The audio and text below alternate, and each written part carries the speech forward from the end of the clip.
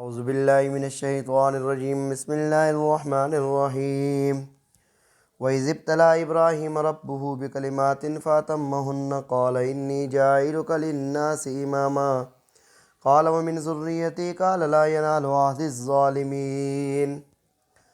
یہاں سے سورہ بقرہ کا دوسرا حصہ شروع ہو رہا ہے، جس کے اندر جو مرکزی مضمون ہوگا وہ رسالت رسول کریم صلی اللہ علیہ وسلم کا ذکر ہوگا، اور ان کے ساتھ جو متعلقات ہیں ان کا کیا ہے ذکر ہوگا۔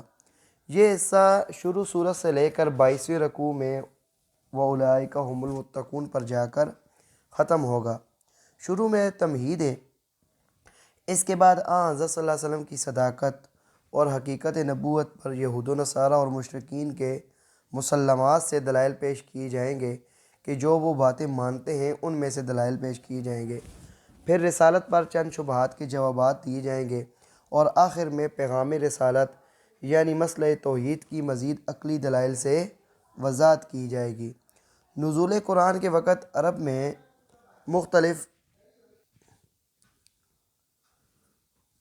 مشرکین عرب، یہود اور نصارہ، یہ تینوں گروہ جو نسلی اور روحانی اعتبار سے اپنے آپ کو حضرت ابراہیم علیہ السلام سے منسلک کرتے تھے۔ مشرکین عرب باوجود بت پرستی کے اپنے آپ کو ابراہیمی کہتے تھے، اور حضرت ابراہیم علیہ السلام کے متبع ہونے کے مدعی بھی تھے، اور صرف یہ ان کا دعویٰ ہی نہیں تھا بلکہ کچھ اعمال بھی کیا کرتے تھے، ان جیسے بجا لاتے تھے۔ گو ان اعمال کی شکل و صورت انہوں نے اصل مسخ کر ڈالی تھی۔ حج بھی کرتے تھے، قربانی دیتے تھے، داڑھی رکھتے تھے، ختنہ وغیرہ کراتے تھے، ان کے اندر انہوں نے تبدیلیاں ساری کر دی تھیں، لیکن یہ ہے کہ کچھ نہ کچھ وہ کیا ہے کام کرتے تھے، اور محبت کے اندر غلو کے درجے پر پہنچ گئے تھے کہ انہوں نے بت بنا کر عبادتیں بھی ان کی کیا ہے بجا لاتے تھے، معاذ اللہ ثم معاذ اللہ۔ اس طرح یہود و نصارہ بھی حضرت ابراہیم علیہ السلام کو اپنا پیشوا مانتے تھے، اور ہر دو فریق اپنا یہ دعویٰ کرتے تھے کہ وہ انہی کے مذہب پر قائم ہیں اور یہ مذہب انہی سے چلا ہے۔ اس کے علاوہ یہود و نصارہ جتنے بھی ہیں، حضرت اسحاق علیہ السلام، حضرت یعقوب، حضرت موسیٰ علیہ السلام، ان سب کو بھی کیا ہے مانتے تھے، اور نصارہ ان سب کے علاوہ حضرت عیسیٰ ابن مریم علیہ السلام کو بھی کیا ہے مانتے تھے۔ اب جس وقت جتنے بھی مخاطبین لوگ تھے، ان کے نزدیک جتنے بھی مسلم شخصیات تھے جن کو وہ مانتے تھے، ان کی تصدیقات کی روشنی میں حضرت صلی اللہ علیہ وسلم پر صداقت کی دو دلیلیں بیان کی جائیں گی۔ پہلی دلیل تو یہ ہے کہ یہ وہی آخر الزمان نبی ہے کہ جس کی بعثت کے لیے حضرت ابراہیم اور حضرت اسماعیل علیہ السلام نے بیت اللہ میں کھڑے ہو کر خدا کی جناب میں دعا کی تھی۔ دوسری دلیل یہ ہے کہ حضرت ابراہیم اور حضرت اسحاق اور حضرت یعقوب علیہ السلام اور ان کے سلسلے کے باقی جتنے بھی پیغمبر تھے حضرت عیسیٰ علیہ السلام تک، سب کے سب جو تھے وہ دین توحید کے پابند تھے، صرف ایک خدا کی عبادت کرتے تھے، صرف اسی سے حاجات و مشکلات میں اسی کو پکارتے تھے۔ مرتے وقت اپنی اولاد کو توحید کی نصیحت اور وصیت کیا ہے کر کے گئے ہیں۔ تو یہ سارے کے سارے لوگ شرک اور بت پرستی سے کیا تھے بیزار تھے۔ تو چونکہ نظریہ توحید کے اعتبار سے حضرت محمد مصطفیٰ صلی اللہ علیہ وآلہ وسلم ان تمام بزرگوں سے متفق ہیں، اور اس نظریہ توحید کی دعوت دیتے ہیں اور تبلیغ و ارشاد کرتے ہیں جو خود تمہارے روحانی آباء و اجداد کیا ہے کر کے گئے ہیں۔ لہذا جس طرح یہ چیز اس نظریے کے حق ہونے کی دلیل ہے، اس طرح یہ اس توحید کو پیش کرنے والے حضرت محمد مصطفیٰ صلی اللہ علیہ وسلم کی صداقت کی دلیل ہے۔ اس کے بعد رسالت پر کچھ شبہات ہوں گے جن کا جواب ساتھ ساتھ ہوتا جائے گا۔ تمہید میں کچھ باتیں ہیں۔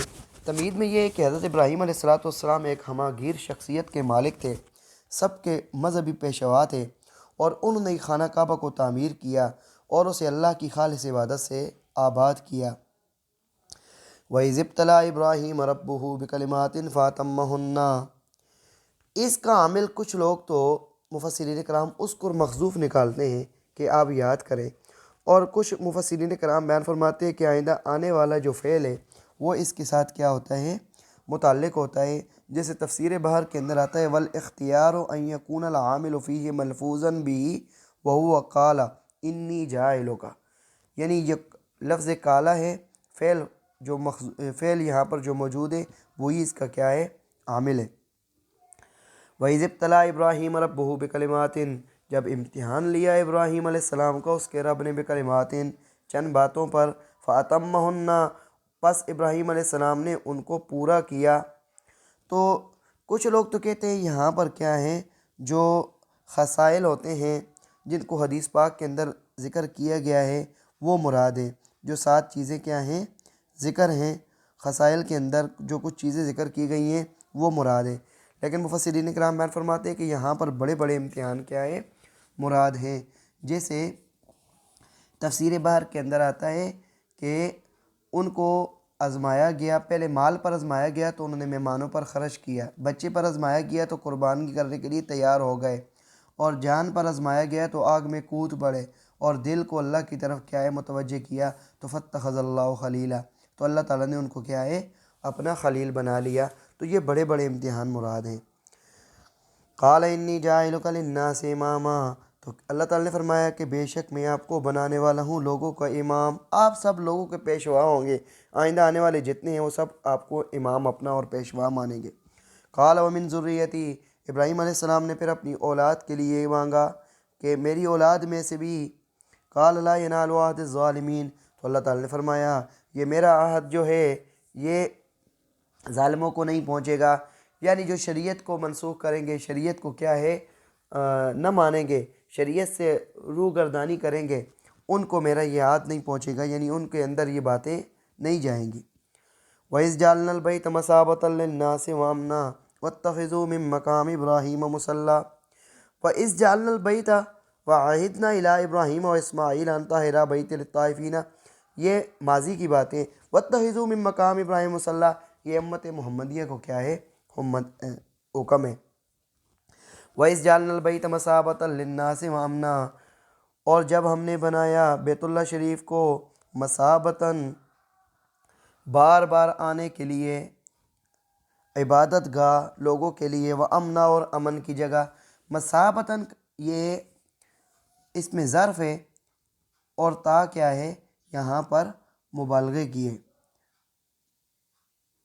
یہاں پر اس کا مطلب ہے کہ بار بار آنا، بار بار آنے والوں کے لیے اور امن کے لیے۔ ہم نے اس کو کیا بنایا ہے، اے آمنن، اے ذا امن۔ وَإِذْ جَعَلْنَا الْبَيْتَ مَثَابَةً لِلنَّاسِ وَأَمْنًا، اور جب ہم نے بنایا بیت اللہ شریف کو لوگوں کے لیے، مثابتاً عبادت کے لیے، وَأَمْنًا، اور امن کے لیے، وَاتَّخِذُوا مِن مَّقَامِ إِبْرَاهِيمَ مُصَلًّى، بنا لو ابراہیم علیہ السلام کی جگہ کو مصلی، نماز کے لیے۔ تو یہاں پر حج کے دوران جو 2 رکعت نماز نفل پڑھے جاتے ہیں اس جگہ یہاں پر مراد ہے۔ تو حنفیہ اور مالکیہ کے نزدیک یہ 2 نفل کیا ہیں، واجب ہیں۔ وَعَهِدْنَا إِلَىٰ إِبْرَاهِيمَ وَإِسْمَاعِيلَ أَن طَهِّرَا بَيْتِيَ لِلطَّائِفِينَ وَالْعَاكِفِينَ وَالرُّكَّعِ السُّجُودِ۔ عہدنا، عہدہ کا صلہ جب الہ ہو تو امر کا معنی ہوتا ہے۔ ہم نے حکم کیا ابراہیم علیہ السلام کو اور اسماعیل علیہ السلام کو، ان طَهِّرَ بَيْتِيَ لِلطَّائِفِينَ، کہ پاک کرو میرے گھر کو طواف کرنے والوں کے لیے، والعاکفین، اعتکاف کرنے والوں کے لیے، اور رکوع اور سجدہ کرنے والوں کے لیے۔ شرک اور کفر سے اس کو کیا ہے پاک کرو، دنیا کی کیا ہے ان نجاستوں سے کیا ہے ان کو پاک کرو۔ طواف کرنے والوں سے مراد کیا ہیں، جو لوگ جو دور دراز سے جا کر کیا کریں گے، طواف کریں گے، اور اعتکاف کرنے والے جو مقیمین ہیں، رکوع اور سجدہ نماز پڑھنے والے۔ وَإِذْ قَالَ إِبْرَاهِيمُ رَبِّ اجْعَلْ هَٰذَا بَلَدًا آمِنًا وَارْزُقْ أَهْلَهُ مِنَ الثَّمَرَاتِ، اور جب کہا ابراہیم علیہ السلام نے اے میرے رب بنا دے اس شہر کو آمناً، اے ذا امن، یعنی امن والا، وَارْزُقْ أَهْلَهُ مِنَ الثَّمَرَاتِ، اور رزق دے دے اس کے رہنے والوں کو، من الثمرات، پھلوں سے، من آمن منہم باللہ والیوم الآخر، خصوصیت کے ساتھ وہ لوگ جو ایمان لائے ان میں سے اللہ پر اور یوم آخرت پر۔ قال ومن کفر فأمتعه قلیلا، اللہ تعالیٰ نے فرمایا کہ وہ جو انکار کرے گا پس اس کو میں نفع دوں گا تھوڑا سا، فأمتعه قلیلا ثم اضطره إلی عذاب النار، پھر میں زبردستی کھینچ کر لے جاؤں گا اس کو جہنم کی طرف، وبئس المصیر، اور کیا ہی برا وہ ٹھکانہ ہے۔ یعنی جو اصل اس کے فائدہ اٹھائیں گے، جو ثمرات ہیں پھلوں سے، وہ ایمان والے ہوں گے۔ جو کفر وغیرہ وہاں پر تھوڑا بہت ہے، وہ تھوڑا بہت اس سے کیا ہے فائدہ اٹھائیں گے، اور آخر انجام ان کا کیا ہے بہت برا ہے۔ وَإِذْ يَرْفَعُ إِبْرَاهِيمُ الْقَوَاعِدَ مِنَ الْبَيْتِ وَإِسْمَاعِيلُ رَبَّنَا تَقَبَّلْ مِنَّا إِنَّكَ أَنْتَ السَّمِيعُ الْعَلِيمُ۔ اور جب اٹھا رہے تھے، جب بلند کر رہے تھے ابراہیم علیہ السلام و اسماعیل اور اسماعیل علیہ السلام القواعد من البیت، بیت اللہ شریف کی بنیادیں، تو دعا کر رہے تھے ربنا تقبل منا، اے ہمارے رب تو اس کو قبول فرما، بے شک آپ ہی سب کچھ سننے والے ہیں اور سب کچھ جاننے والے ہیں۔ تو ابراہیم علیہ السلام تو وہ تھے جنہوں نے بیت اللہ کی کیا رکھی تھی؟ بنیاد رکھی تھی۔ ربنا وجعلنا مسلمین لک ومن ذریتنا امۃ مسلمۃ لک، اے ہمارے رب بنا دے ہم کو مسلمین لکا، اس حال کہ ہم آپ کی فرما برداری کرنے والے ہوں، ومن ذریتنا اور ہماری اولاد کو بھی امۃ مسلمۃ لک، ایک ایسی امت بنا دے، ایک ایسی جماعت بنا دے جو آپ کے تابعدار ہو، وارنا مناسکنا اور سکھا دے ہمیں مناسکنا حج کے اصول و قواعد، وتب علینا اور ہم کو معاف فرما، یعنی جو اراکین حج وغیرہ ہیں وہ یا میرے مالک ہمیں کیا کر دے؟ سکھا دے۔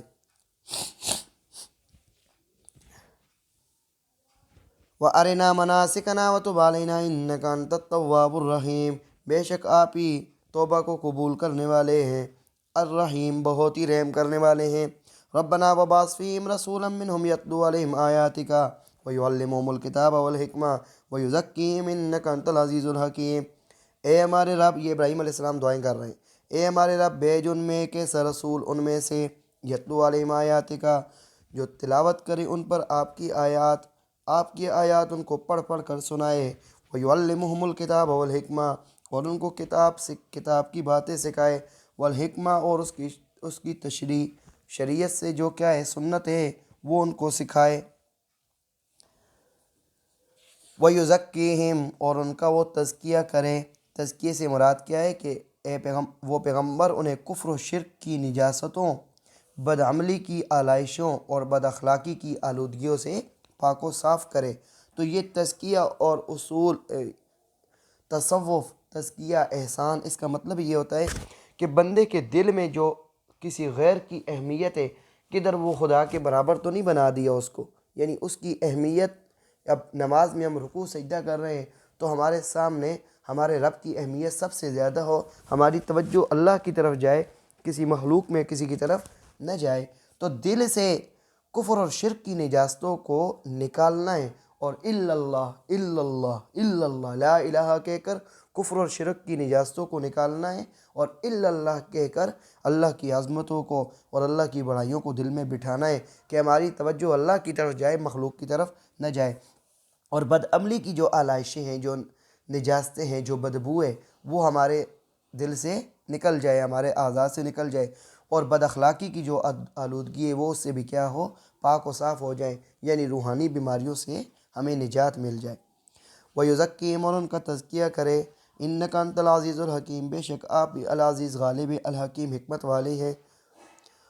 اللہ تعالیٰ عمل کی توفیق عطا فرمائے۔ وآخر دعوانا الحمد للہ رب